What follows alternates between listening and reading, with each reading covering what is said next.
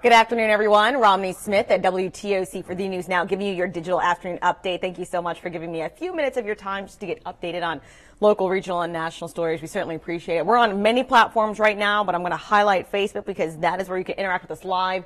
Say hello, give a shout out of where you're watching from. I know I have Janine from Guyton who's watching, Jeff Norr, Nicole Jackson, Evelyn New. Thank you guys so much for weighing in. Certainly if you see a story that interests you, feel free to leave a comment. This is an interactive thing. As well, if you have a question, feel free to ask it. I'll do my best to answer your question. If I can't get you an answer, no worries. I can always go back and give you a link. Hopefully that'll get you a little bit closer to the answer you're looking for. So we start with news out of Statesboro, Georgia right now. The president of Georgia Southern University officially has a new job. So we've known for a little bit of time that Dr. Jamie Hebert is served as GSU president since July of 2016, and he announced that he was leaving on June 30th to pursue other career opportunities.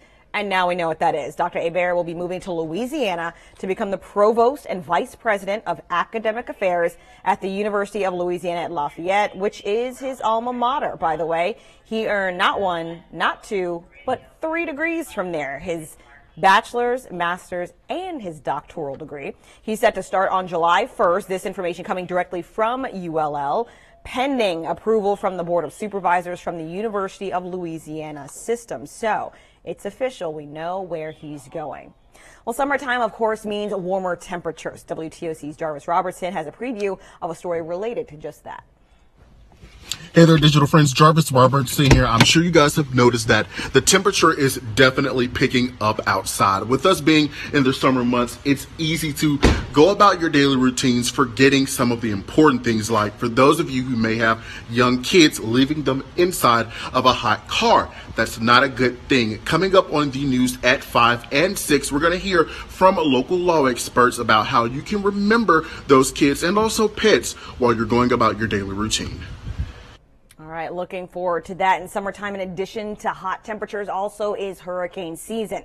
In fact, moving it over to the low country now, South Carolina emergency management officials set to release a new tool ahead of hurricane season. They'll be at the Walgreens stores and South Carolina welcome centers all day today to give out more information.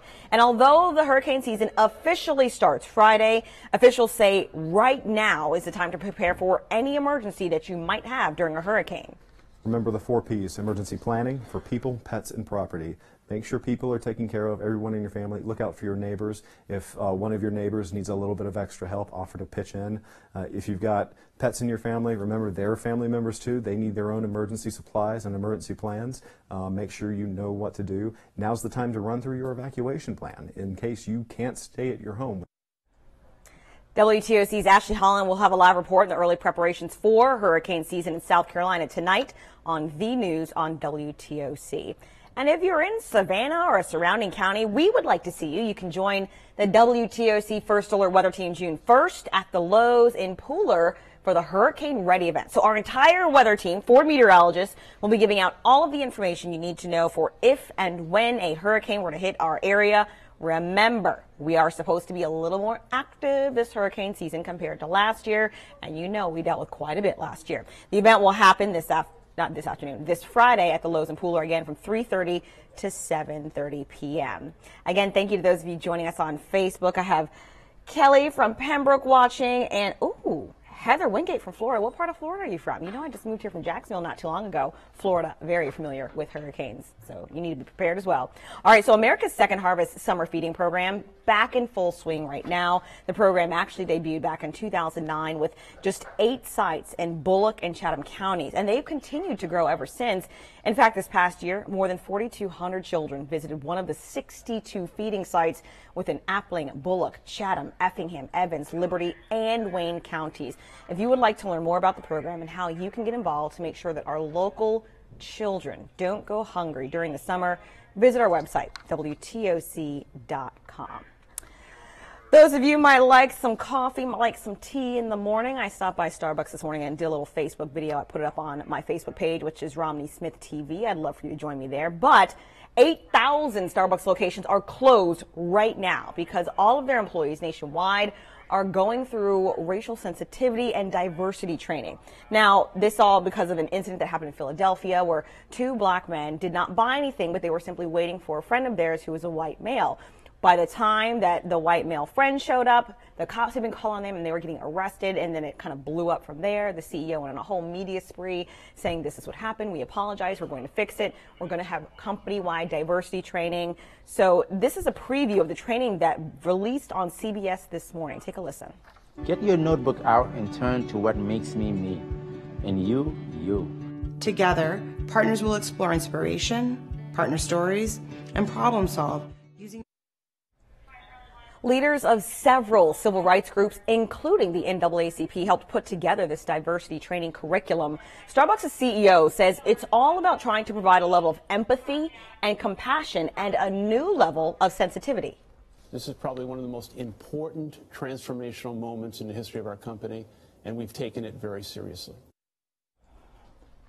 And this isn't cheap. The closure of all 8,000 Starbucks locations are expected to cost the coffee giant $12 million in revenue. By the way, Starbucks hires around 100,000 new people every single year and says from now on, diversity training will be a part of everyone's onboarding process. So there you go. One company making a stand saying they're going to try to integrate diversity training into their onboarding process. Certainly a big step for a company to voluntarily lose that much money just to train their employees. Let me know what you think about that. You can always weigh in on our Facebook live stream right now. Well, you may have seen this image on Facebook. It's certainly very poignant, and it made me stop scrolling yesterday, so I wanted to share it with you just in case you didn't see it. A very timely and powerful message, and it came out yesterday on Memorial Day. So the Atlanta Braves always dedicate a seat to their stadium, and they did it last year to honor servicemen and women who were prisoners of war or missing in action since World War I.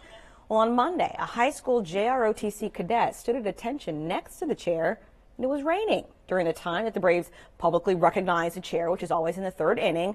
Well, a fan saw what was happening, ran over, and held an umbrella over his head, and someone snapped this picture. Of course, it spread widely on social media after the Braves posted it on Twitter with the caption reading simply, "Respect." I absolutely love this picture, and I think a lot of people absolutely love this picture. All right, that's all I have for you right now. I don't see any more questions on social media right now. Keep in mind, you can always connect with us online. And me, there it is, Romney Smith TV. Go be my friend on Facebook. I want to interact with you guys directly. I post every single day, but not too much. I'm not one of those overkill people. But I'd love to interact with you guys outside of the News Now broadcast. And as always, if you want the latest information from WTOC, you can go online at WTOC.com, as well as our social media pages, which include Facebook, Snapchat, Instagram, Twitter, so many areas for you to always stay connected. See you later.